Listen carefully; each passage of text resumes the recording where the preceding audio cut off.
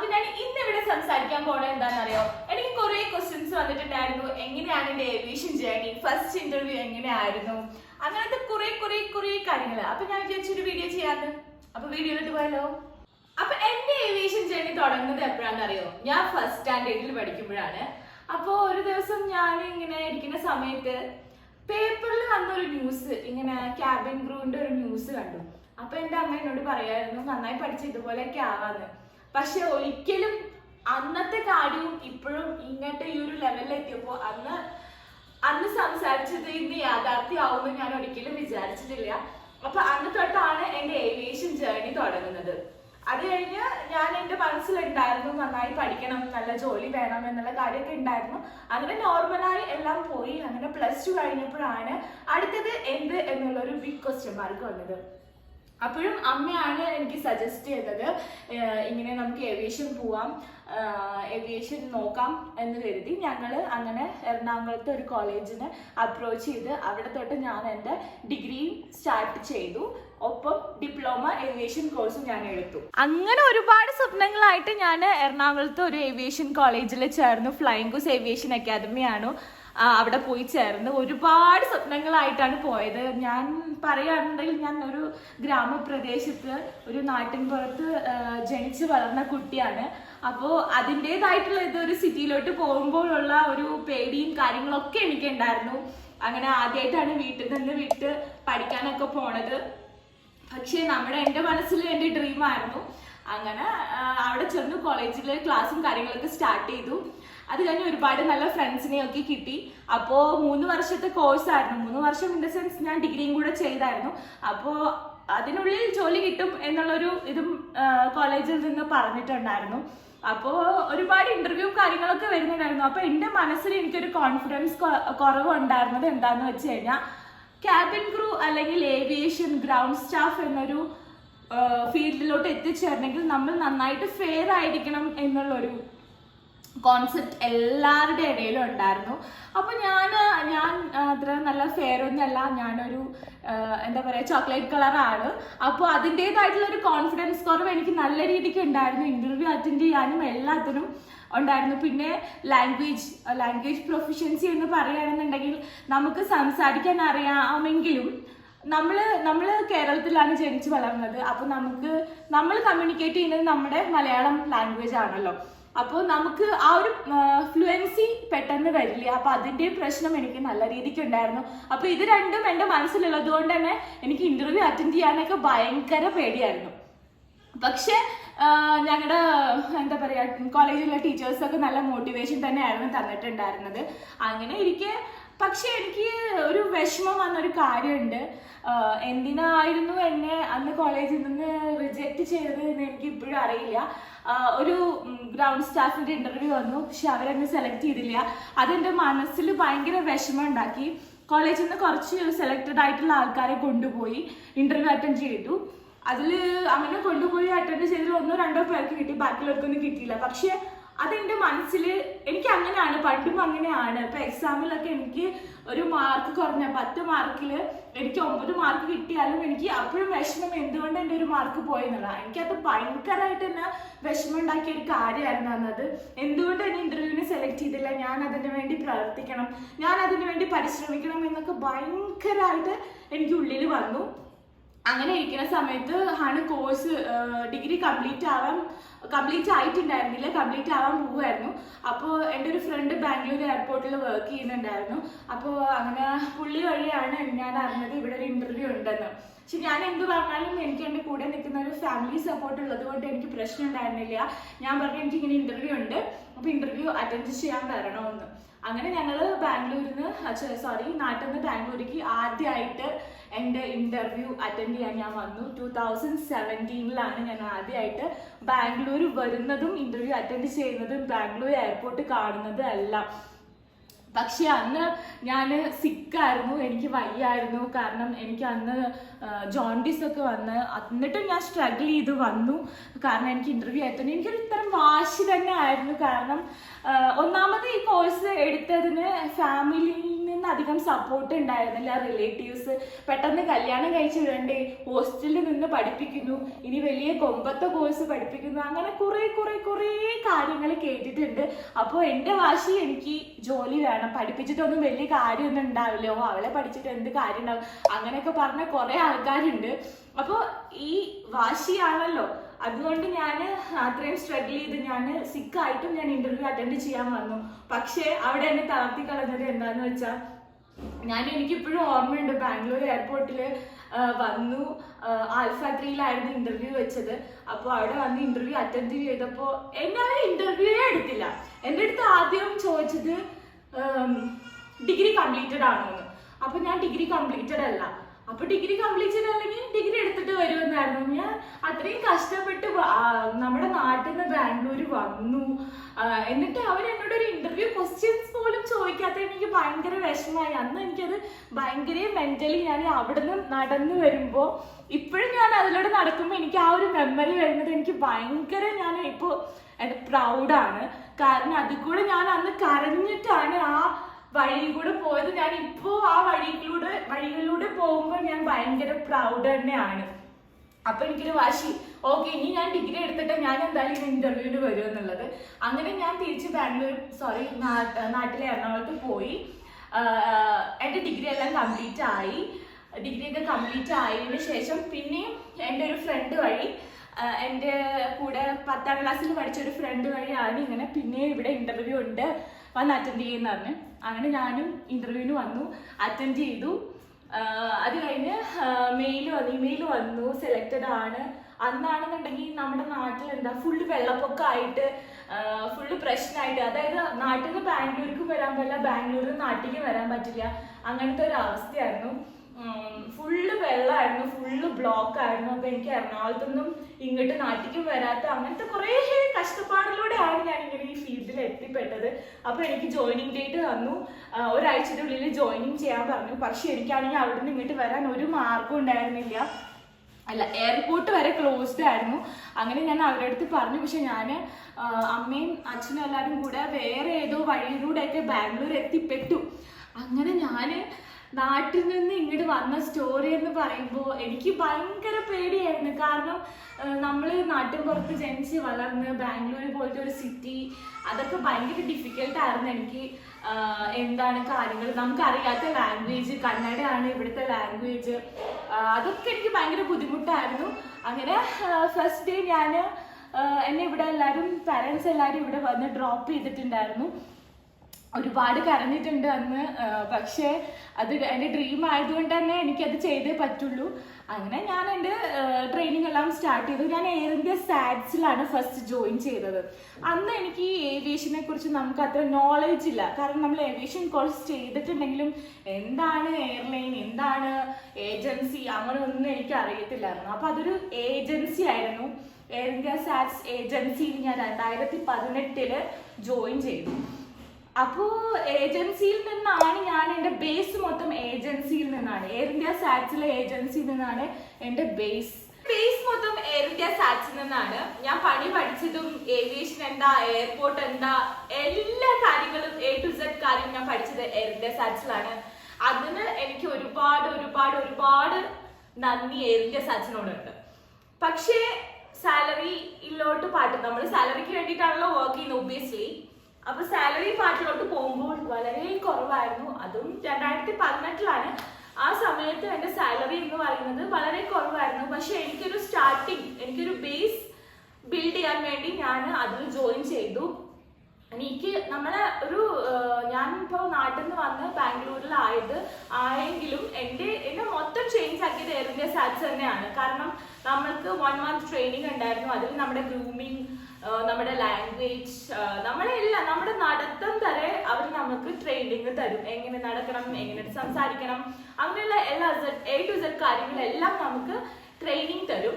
അതിപ്പോ ഏത് ഏജൻസി ആണെങ്കിലും എയർലൈൻ ആണെങ്കിലും അവർ ട്രെയിനിങ് പ്രൊവൈഡ് ചെയ്യും. അങ്ങനെ എയർ ഇന്ത്യ സാറ്റ്സ് ആണ് എനിക്ക് ഫുള്ള് ട്രെയിനിങ് തന്നത് കേട്ടോ. എന്നെ ഞാനാക്കി മാറ്റിയത് എയർ ഇന്ത്യ സാറ്റ്സ് ആണെന്ന് വേണമെങ്കിൽ പറയാം. എയർ ഇന്ത്യ സാറ്റ്സ് ഏജൻസി എന്താന്ന് വെച്ച് കഴിഞ്ഞാൽ ഒരുപാട് എയർലൈൻസിന് സർവീസ് കൊടുക്കും. അവർ ഒരു പെർട്ടിക്കുലർ എയർലൈൻ മാത്രമല്ല കോൺസെൻട്രേറ്റ് ചെയ്യുക, ഒരുപാട് എയർലൈൻസ് ഉണ്ടായിരിക്കും.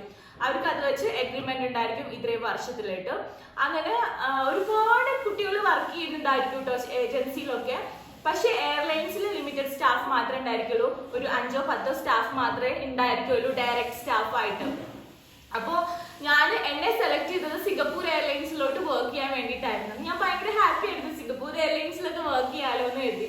പക്ഷെ ഡയറക്റ്റ് സ്റ്റാഫ് വേറെ ഉണ്ടായിരുന്നു. പക്ഷെ എന്റെ എക്സ്പീരിയൻസ് എന്താന്ന് ചോദിച്ചു കഴിഞ്ഞാൽ ഞാൻ അത്ര ഹാപ്പി ആയിരുന്നില്ല എയർ ഇന്ത്യ സാറ്റ്സില്. മേ ബി നമുക്ക് വാല്യൂ കിട്ടാത്തോണ്ടായിരിക്കാം. ഡയറക്റ്റ് സ്റ്റാഫിന് തന്നെയാണ് എപ്പോഴും വാല്യൂ ഉള്ളത് എല്ലായിടത്തും. പിന്നെ ഒരുപാട് പണി, എക്സ്പെക്ട് ചെയ്യാത്ത പണി, നൈറ്റ് ഷിഫ്റ്റ്, അത്രയും നാളൊക്കെ നമ്മുടെ കംപ്ലീറ്റ് എന്താ പറയാ നമ്മൾ ഫോളോ ചെയ്യുന്ന കാര്യങ്ങളെല്ലാം മാറും. നമുക്കൊരു പ്രോപ്പർ ആയിട്ടുള്ള ഇത് ഉണ്ടായിരുന്നില്ല.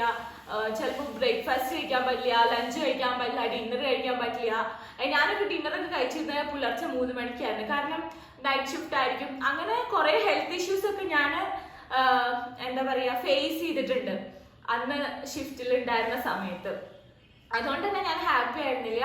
ആ സമയത്താണ് കോവിഡ് കാര്യങ്ങളൊക്കെ വന്നത്. അങ്ങനെ ഞാൻ 3 വർഷം എയർ ഇന്ത്യ സാറ്റ്സിൽ വർക്ക് ചെയ്തു.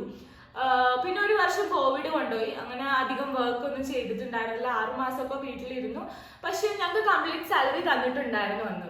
പക്ഷെ ഞാൻ അത്ര ഹാപ്പി ആയിരുന്നില്ല. എയർ ഇന്ത്യ സാറ്റ്സിൽ എനിക്ക് ഡയറക്റ്റ് ആയിട്ട് എയർലൈനിലോട്ട് ജോയിൻ ചെയ്യണം എന്നൊരു ഇത് വന്നു. പക്ഷെ ഞാൻ ക്യാബിൻ ക്രൂ പാർട്ടിലോട്ട് ഞാൻ പോയിട്ടില്ല. കാരണം ക്യാബിൻ ക്രൂ ആകണമെങ്കിൽ ഇത്ര ഒരു പർട്ടിക്കുലർ ഹൈറ്റ് വേണമെന്നുണ്ട്. ഞാൻ അത്രയും ഹൈറ്റ് ഇല്ലാത്തത് കൊണ്ട് ഞാൻ ആ ഒരു പാർട്ടിലോട്ട് പോയിട്ടില്ല. എൻ്റെ കോൺസെൻട്രേഷൻ മൊത്തം ഡയറക്റ്റ് സ്റ്റാഫ്, ഗ്രൗണ്ട് സ്റ്റാഫ് ഇതായിരുന്നു.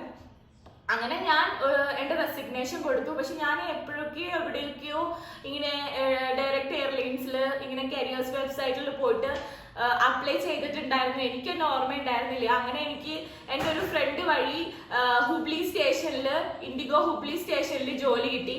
അങ്ങനെ ഞാൻ വിചാരിച്ചു ഒന്നില്ലെങ്കിൽ ഞാൻ അവിടെ ഹുബ്ലിയിൽ പോവാം, അതല്ലാന്നുണ്ടെങ്കിൽ ഞാൻ വിചാരിച്ചു ഞാൻ അബ്രോഡ് പോവാന്ന് വിചാരിച്ചു. അങ്ങനെ ഇരിക്കുന്ന സമയത്താണ് ഒരു ദിവസം ഞാനിങ്ങനെ റിസൈൻ ചെയ്യണം എന്ന് എൻ്റെ മനസ്സിലുണ്ട്. അങ്ങനെ ഒരു ദിവസം ഷിഫ്റ്റ് ഒക്കെ കഴിഞ്ഞ് വന്ന് ഞാൻ നല്ല ഉറക്കത്തിലാണ്. അങ്ങനെ ഉറങ്ങി ഇരിക്കുന്ന സമയത്ത് എനിക്കൊരു ഡ്രീം ഉണ്ടായി. ഇങ്ങനെ ഒരു ഇന്റർവ്യൂ കോള് വരുന്നു. അങ്ങനെ ഞാൻ സെലക്ട് ആവുന്നു, എനിക്കൊരു ഡയറക്റ്റ് എയർലൈൻസിൽ ജോലി കിട്ടുന്നു. അങ്ങനെയൊക്കെ ഒരു ഡ്രീം എനിക്കുണ്ടായി. അങ്ങനെ ഞാൻ ഉറക്കമൊക്കെ എണീറ്റ് കഴിഞ്ഞ് ഫോൺ നോക്കിയപ്പോൾ അതിൽ 2-3-4 മിസ് കോൾ ഉണ്ടായിരുന്നു. അപ്പൊ ഞാൻ അങ്ങനെ മിസ് കോൾ ഒന്നും അങ്ങനെ നോക്കാറില്ല, ഇഗ്നോർ ചെയ്യാറ്. നമ്പർ ആണെന്നുണ്ടെങ്കിൽ ഞാൻ അങ്ങനെ നോട്ടീസ് ചെയ്യാറില്ല. അങ്ങനെ ഞാൻ വിചാരിച്ചു ഓക്കെ ഞാൻ നോക്കിയേക്കാന്ന് വിചാരിച്ചു. ഞാൻ ട്രൂ കോളറിൽ ഈ നമ്പർ കോപ്പി പേസ്റ്റ് ചെയ്ത് നോക്കിയപ്പോൾ അതിൽ കണ്ടത് വിവേകാനന്ദൻ എയർ ഏഷ്യ എന്നായിരുന്നു. അപ്പോൾ ഞാൻ സ്വപ്നവും കണ്ടല്ലോ ഇന്ന് വിവേകാനന്ദൻ എയർ ഏഷ്യയോ, ഞാൻ ഇങ്ങനെ വിചാരിച്ചു. അപ്പൊ ഞാൻ ആ നമ്പറിലോട്ട് ഞാൻ തിരിച്ചു വിളിച്ചു. അന്ന് കോവിഡ് ടൈം ആണ്, എല്ലാവരുടെയും ജോലി പോയിക്കൊണ്ടിരിക്കുന്ന സമയമാണ് അന്ന്. തിരിച്ചു വിളിച്ചപ്പോൾ എന്നോട് പറഞ്ഞു, മേഘയല്ലേ ഞാനിങ്ങനെ ഇന്റർവ്യൂവിന് വിളിക്കുകയാണ്, മെയിൽ ID പറയാമോ, നാളെ ഇന്റർവ്യൂ നമുക്ക് എപ്പോഴാന്ന് വെച്ചാൽ സ്കെഡ്യൂൾ ചെയ്യാമെന്ന് പറഞ്ഞു. അപ്പോഴും എനിക്കത് ഉറപ്പുണ്ടായിരുന്നില്ലേ ഇതെന്താ സംഭവം എന്നൊക്കെ. ഞാൻ അങ്ങനെ ഇങ്ങനെയൊക്കെ എനിക്ക് കിട്ടുമോ എന്നൊക്കെ ആയിരുന്നു. അത് കഴിഞ്ഞ് ഞാൻ എൻ്റെ മെയിൽ ഐ ഡി എല്ലാം കൊടുത്ത് ഞാൻ അപ്പോഴും എനിക്ക് വിശ്വാസമൊന്നും ഉണ്ടായിരുന്നില്ല. പക്ഷെ നെക്സ്റ്റ് ഡേ ആയപ്പോൾ ഞാനപ്പോൾ എൻ്റെ ഒരുപാട് ഫ്രണ്ട്സ് ഏഷ്യയിലുണ്ട്. അപ്പം ഞാൻ അവരോടൊക്കെ ചോദിച്ചു ഇങ്ങനെയൊക്കെ വരുമോ, കോൾ വരുമോ? അപ്പം അവരൊക്കെ പറഞ്ഞു ഇല്ല അങ്ങനെയൊന്നും വരില്ലായിരിക്കും, അത് ഈ സമയത്തൊന്നും വരില്ല എന്നൊക്കെ പറഞ്ഞു. അങ്ങനെ എനിക്ക് ഇന്റർവ്യൂ മെയിൽ വന്നു. അങ്ങനെ ഇന്റർവ്യൂ സ്കെഡ്യൂൾ ചെയ്തിട്ടുണ്ട് എന്നൊക്കെ പറഞ്ഞ് എനിക്ക് കോള് വന്നു.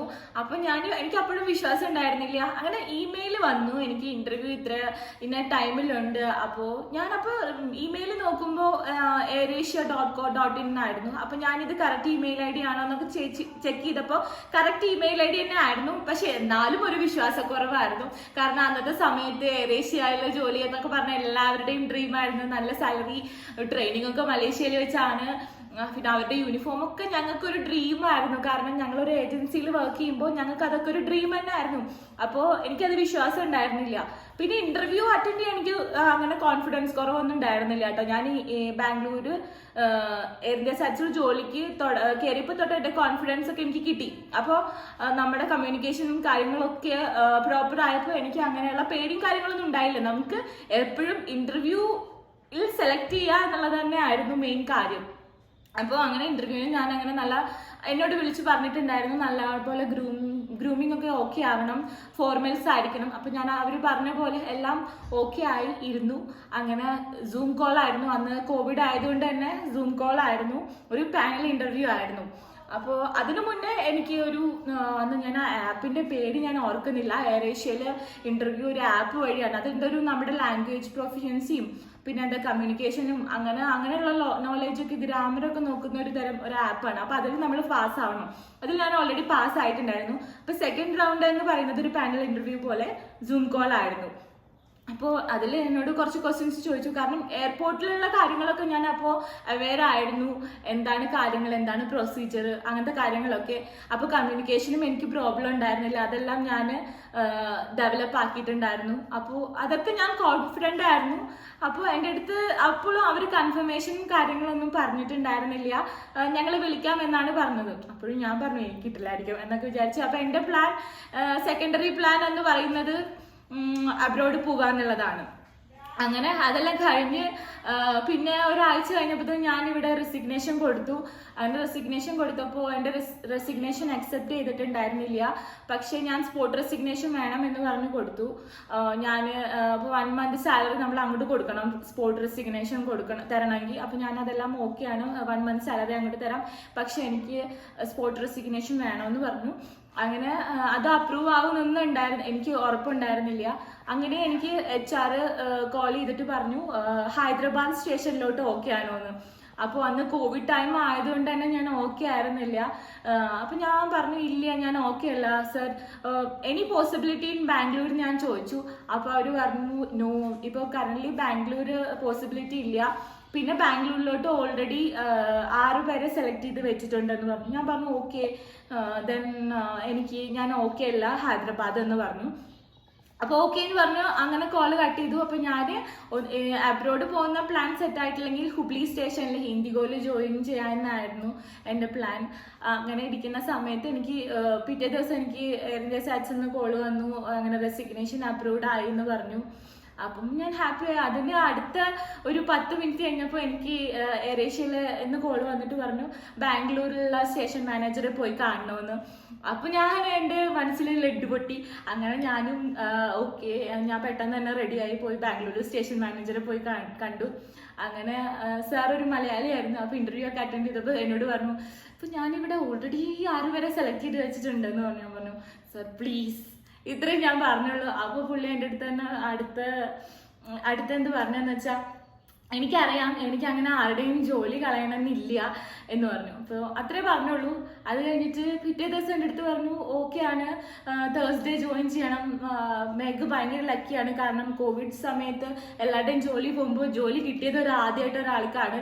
പിന്നെ അത് മാത്രമല്ല 6 പേരെ സെലക്ട് ചെയ്ത് വെച്ചാൽ ഞാൻ ചുമ്മാ ഇയാളുടെ പേരൊന്ന് ആഡ് ചെയ്തിട്ട് ഹെഡ് ക്വാർട്ടേഴ്സിൽ വിട്ടപ്പോൾ അത് അപ്രൂവ് ആയിട്ട് എനിക്ക് തന്നു. So you are so lucky എന്ന് പറഞ്ഞു. അങ്ങനെ ഞാൻ ഹാപ്പിയായി. അങ്ങനെ പിന്നെ എൻ്റെ ലൈഫ് മൊത്തം ചേഞ്ച് ആക്കിയതും എയറേഷ്യ ആണ്. ഞാൻ വളരെയധികം ഹാപ്പി ആയിരുന്നു.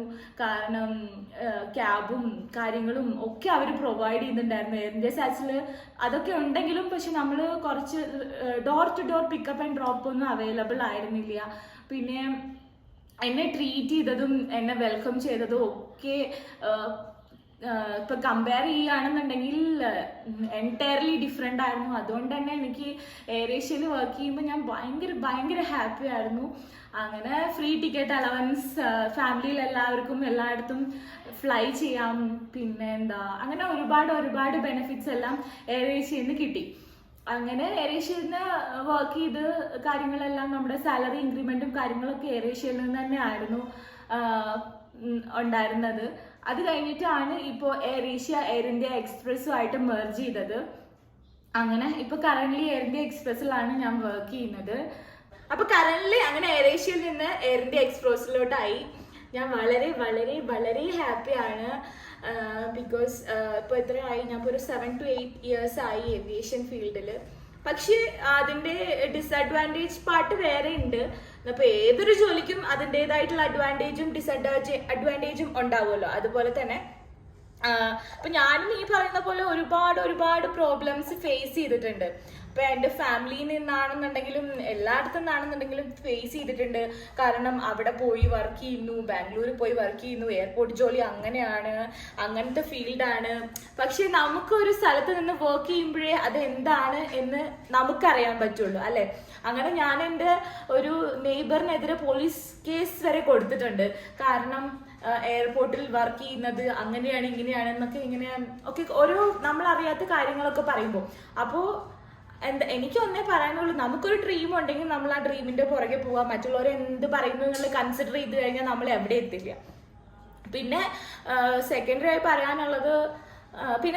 പറയാനുള്ളത് എന്താണെന്ന് വെച്ച് കഴിഞ്ഞാൽ, എല്ലാവരും ചോദിക്കാറുണ്ട് എന്നോട് എപ്പോഴും ഫിസിക്കൽ അപ്പിയറൻസ് ഏവിയേഷൻ ഒരു മാറ്റർ ആണോ എന്നുള്ളത്. അപ്പോൾ എനിക്ക് പറയാനുള്ളത്, നിങ്ങൾ ക്യാബിൻ ക്രൂസിനാണ് അപ്ലൈ ചെയ്യുന്നുണ്ടെങ്കിൽ നിങ്ങളുടെ ഹൈറ്റിനനുസരിച്ചുള്ള വെയിറ്റ് അത് ഇമ്പോർട്ടൻ്റ് ആണ്. അത് എപ്പോഴും മെയിൻറ്റെയിൻ ചെയ്യണം. അത് BMI കാൽക്കുലേറ്റർ വെച്ചൊക്കെ നിങ്ങൾക്ക് മനസ്സിലാക്കാൻ പറ്റും. അതല്ലാണ്ട് നിങ്ങൾ കറുത്തിട്ടാണെങ്കിലും വെളുത്തിട്ടാണെങ്കിലും എന്താണെങ്കിലും അത് ഏവിയേഷനിൽ ഒരു പ്രോബ്ലമേ അല്ല. നിങ്ങൾ മുഖം ഭംഗിയില്ല അങ്ങനെയൊക്കെ ഒരുപാട് പേര് എന്നോട് ചോദിച്ചിട്ടുണ്ട്. അപ്പോൾ അതൊന്നും ഇതിൽ ഒരു കൺസിഡറേഷനേ അല്ല. നിങ്ങൾ സ്മാർട്ടായിരിക്കുക, നിങ്ങൾ കോൺഫിഡൻ്റ് ആയിട്ടിരിക്കുക, നിങ്ങളുടെ ലാംഗ്വേജ് നിങ്ങൾ ഇമ്പ്രൂവ് ചെയ്യുക, നിങ്ങൾ പ്രൊഫഷണൽ ആയിട്ട് ഇരിക്കുക. അപ്പോൾ നിങ്ങൾക്ക് ഇൻ്റർവ്യൂവിൽ എത്ര കോൺഫിഡൻ്റ് ആണെങ്കിലും നിങ്ങൾക്ക് അറ്റൻഡ് ചെയ്യാൻ പറ്റും. അതാണ് എനിക്ക് പറയാനുള്ളത്. പിന്നെ ഒരുപാട് പേര് എന്നോട് ചോദിച്ചൊരു ക്വസ്റ്റ്യൻ ആണ് ലീവിനെ പറ്റി. എയർപോർട്ടിൽ വർക്ക് ചെയ്യുമ്പോൾ ലീവ് എങ്ങനെയാ, ലീവൊക്കെ കിട്ടുമെന്ന്. അപ്പം നമുക്കിപ്പോൾ കറൻ്റ്ലി ലീവ് എന്ന് പറയുമ്പോൾ വീക്ക്ലി 2 days ഓഫ് ആണ്. പിന്നെ 9 hours shift, 8 to 9 hours shift flight delay ആവുന്നതനുസരിച്ചിരിക്കും. പിന്നെ ഒരു ഇയർലി നമുക്കൊരു 30 PL സിക്ക് ലീവും അങ്ങനെയൊക്കെ ഉണ്ട്. നമുക്ക് എപ്പോൾ വേണമെങ്കിലും എടുക്കാം. പിന്നെ പബ്ലിക് ഹോളിഡേക്കെല്ലാം നമുക്ക് കോംബോ ഓഫ് ആയിട്ട് കിട്ടും. അന്നത്തെ ദിവസം എടുക്കാൻ പറ്റില്ലെങ്കിൽ അത് നമുക്ക് വേറെ ദിവസം സ്റ്റാഫ് ഉള്ളതിനനുസരിച്ച് എടുക്കാം. അങ്ങനെയൊക്കെ ഉണ്ട്. ലീവും കാര്യങ്ങളൊക്കെ ഉണ്ട്. ലീവ് കിട്ടാത്ത ഒരു പ്രശ്നമേ എനിക്ക് എയർലൈൻസിൽ ജോലി ചെയ്യുമ്പോൾ തോന്നിയിട്ടില്ല. ഏജൻസിയിൽ എനിക്ക് അങ്ങനെ ലീവൊന്നും കിട്ടിയിട്ടില്ല കേട്ടോ. അതുണ്ട്. പിന്നെ രണ്ടാമത് എന്നോട് ചോദിച്ചൊരു ക്വസ്റ്റ്യൻ ആണ് ഹിജാബ് യൂസ് ചെയ്യാൻ പറ്റുമോന്ന്. അപ്പോൾ അത് ഞാനിങ്ങനെ ഇതുപോലെയുള്ള എയർലൈൻസിലൊന്നും കണ്ടിട്ടില്ല അങ്ങനെ യൂസ് ചെയ്യുന്നത്. ലൈക്ക് ഇൻഡിഗോ, എയർ ഏഷ്യ അങ്ങനത്തെ ഉള്ള ഡൊമസ്റ്റിക് എയർലൈൻസിലൊന്നും കണ്ടിട്ടില്ല. പിന്നെ ഞാൻ കണ്ടിട്ടുള്ളത് സൗദി എയർലൈൻസിൽ ഹിജാബ് അലൗഡ് ചെയ്യുന്നത് കണ്ടിട്ടുണ്ട് കേട്ടോ. പിന്നെ എല്ലാവർക്കും ഉള്ളൊരു തെറ്റിദ്ധാരണയാണ് എയർലൈൻസിൽ വർക്ക് ചെയ്യുമ്പോൾ കല്യാണം കഴിക്കാൻ പറ്റുമോ, കുട്ടികൾ ഉണ്ടാവാൻ പാടില്ല, അങ്ങനത്തെ കാര്യങ്ങളൊക്കെ. അപ്പൊ എന്റെ കല്യാണം കഴിഞ്ഞതാണ്, എനിക്ക് 10 മാസം പ്രായമുള്ള ഒരു കുഞ്ഞുണ്ട് കേട്ടോ. അപ്പൊ അതൊന്നും ഒരു പ്രശ്നമല്ല. അപ്പൊ അതനുസരിച്ചിട്ടുള്ള മെഡിക്കൽ ലീവും എന്താ പറയാ പ്രഗ്നൻസി ടൈമിലൊക്കെ നിങ്ങൾക്ക് മെറ്റേണിറ്റി ലീവൊക്കെ നിങ്ങൾക്ക് കിട്ടും. നിങ്ങൾക്ക് കല്യാണം കഴിക്കാം, കുഞ്ഞുങ്ങൾ ഉണ്ടാവാം. അതൊന്നും ഏവിയേഷനിൽ ഒരു പ്രശ്നമേ അല്ല. ക്യാബിൻ ക്രൂ ആവുമ്പോൾ അപ്പൊ ഫ്ലൈ ചെയ്യാൻ പറ്റില്ല. പക്ഷെ ആ സമയം നിങ്ങൾക്ക് വേറെ വല്ല വർക്കും തരും. ലൈക്ക് വർക്ക് ഫ്രം ഹോം അല്ലെങ്കിൽ വേറെ ഇതിന്റെ ബാക്ക് എൻഡ് വർക്ക് ഒക്കെ ഉണ്ട് കുറെ കാര്യങ്ങൾ. അപ്പൊ അതൊക്കെ നിങ്ങൾക്ക് തരും. കല്യാണം കഴിക്കാൻ പറ്റുമോ, കുട്ടികൾ ഉണ്ടാവുമോ, അപ്പൊ അതിനനുസരിച്ചിട്ടുള്ള ബാക്ക് എൻഡ് വർക്ക് നമുക്ക് ഒരുപാടുണ്ട്. അതൊക്കെ നമുക്ക് തരും. അതൊന്നും ഒരു പ്രശ്നമേ അല്ല കേട്ടോ. പിന്നെ ഒരുപാട് പേര് ചോദിക്കുന്ന കാര്യമാണ് ഒരു ഏജ് ലിമിറ്റ് വരെ വർക്ക് ചെയ്യാൻ പറ്റുമോ, നമുക്ക് സൗന്ദര്യമുള്ള സമയത്തൊക്കെ വർക്ക് ചെയ്യാൻ പറ്റുമോ. സൗന്ദര്യം എന്നുള്ളത് കൊണ്ട് എന്താ നിങ്ങൾ ഉദ്ദേശിക്കുന്നതെന്ന് എനിക്ക് മനസ്സിലാവുന്നില്ല. നമ്മുടെ സൗന്ദര്യം നമ്മുടെ മനസ്സിലാണ്. നമ്മുടെ മനസ്സ് എത്രത്തോളം നല്ലതാണോ, എത്രത്തോളം ബ്യൂട്ടിഫുൾ ആണോ അത്ര നല്ലത് നിങ്ങൾക്ക് വർക്ക് ചെയ്യാമെന്ന് എനിക്ക് പറയാനുള്ളൂ. കാരണം ഇപ്പൊ എനിക്ക് എന്റെ റിട്ടയർമെന്റ് കാണിക്കുന്നത് 2056 അപ്പൊ അത്രയും നാളെ എനിക്ക് വർക്ക് ചെയ്യാം. അപ്പോ പിന്നെ എന്ന് പറയുന്നത് നമ്മളൊരു എന്താ പറയാ ഒരു നോർമൽ ഒരു സൗന്ദര്യം നമ്മൾ എല്ലാവരും മെയിൻറ്റെയിൻ ചെയ്യുമല്ലോ. നമ്മളിപ്പോ ഡയറ്റൊക്കെ നമ്മൾ വർക്ക്ഔട്ട് ഒക്കെ ചെയ്ത് നമ്മളൊരു സൗന്ദര്യം മെയിൻറ്റെയിൻ ചെയ്യുമല്ലോ. അത് ക്യാബിൻ ക്രൂവിന് നിങ്ങൾ മെയിൻറ്റെയിൻ ചെയ്യണം. അത്രേ ഉള്ളൂ. അല്ലാണ്ട് ഏജ് ലിമിറ്റും കാര്യങ്ങളും ഒന്നും ഇല്ല. പിന്നെ ഈ പറയുന്ന പോലെ നമുക്ക് സീനിയർ പോസ്റ്റിലോട്ടൊക്കെ നമ്മൾ വരുമ്പോൾ നമുക്ക് അതിനനുസരിച്ചിട്ടുള്ള ലെവലിലോട്ട് നമുക്ക് പ്രൊമോഷനും കാര്യങ്ങളൊക്കെ കിട്ടും. അപ്പോൾ അതനുസരിച്ചിട്ട് നമ്മുടെ വർക്കും നമ്മുടെ വർക്ക് സ്റ്റൈലും ഒക്കെ ചേഞ്ച് ആവും. അപ്പോൾ അങ്ങനെ ഏജ് ലിമിറ്റും കാര്യങ്ങളൊന്നും ഇല്ല. നിങ്ങൾക്ക് കല്യാണം കഴിക്കാം, നിങ്ങൾക്ക് എത്ര വയസ്സ് വേണമെങ്കിലും വർക്ക് ചെയ്യാം, നിങ്ങൾക്ക് കുട്ടികൾ ഉണ്ടാവാം. ഇതൊക്കെ അലൗഡ് ആണ് കേട്ടോ. അപ്പോൾ അങ്ങനത്തെ ഒരു കാര്യത്തിലുള്ളൊരു പേടിയേ വേണ്ട. പിന്നെ വേറെ കുറെ പേര് എനിക്ക് ചോദിച്ചിട്ടുണ്ട് പാൻറ്റും കോട്ടും യൂണിഫോം കിട്ടുമെന്നൊക്കെ. അങ്ങനെ നമ്മുടെ ഇഷ്ടത്തിനനുസരിച്ചുള്ള യൂണിഫോം അല്ല. ഒരു എയർലൈൻ സ്റ്റാൻഡേർഡ് പ്രകാരം അവർ ഫോളോ ചെയ്യുന്ന യൂണിഫോമാണ് നമ്മൾ ഇടേണ്ടത്. ചിലപ്പോൾ ചില എയർലൈൻസിൽ പാൻറ്റും കോട്ടും ഉണ്ടാവുമായിരിക്കും.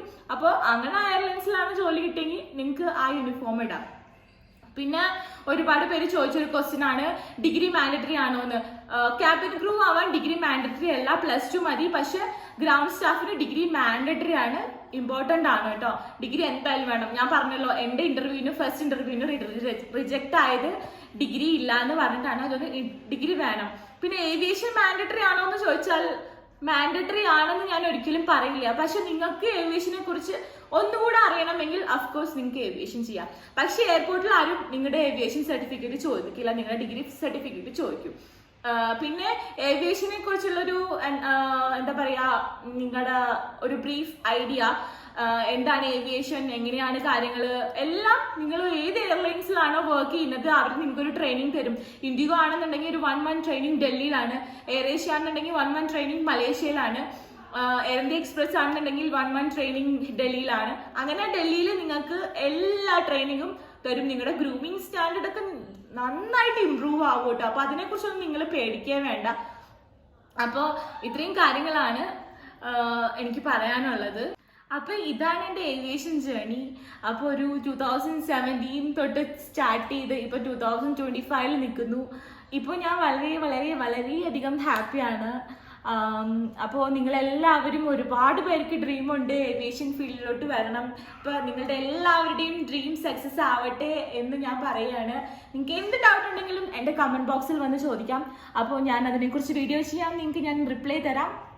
അപ്പോൾ ഞാൻ ഒരു കാര്യം എനിക്ക് പറയാനുള്ളൂ, നിങ്ങൾക്ക് ഒരു ഡ്രീം ഉണ്ടെങ്കിൽ, നിങ്ങൾക്കൊരു എന്താ പറയുക, അത്രയും നിങ്ങൾ ആഗ്രഹിക്കുന്ന ഒരു ഡ്രീം ഉണ്ടെങ്കിൽ നിങ്ങൾ യൂണിവേഴ്സിനോട് ചോദിക്കൂ. യൂണിവേഴ്സ് അത് നടത്തിത്തരും. അത് എൻ്റെ എക്സ്പീരിയൻസ് ആണ്. അത്രേ എനിക്ക് പറയാനുള്ളൂ. അപ്പോൾ എല്ലാവരോടും ബൈ. അടുത്ത വീഡിയോയിൽ കാണാം.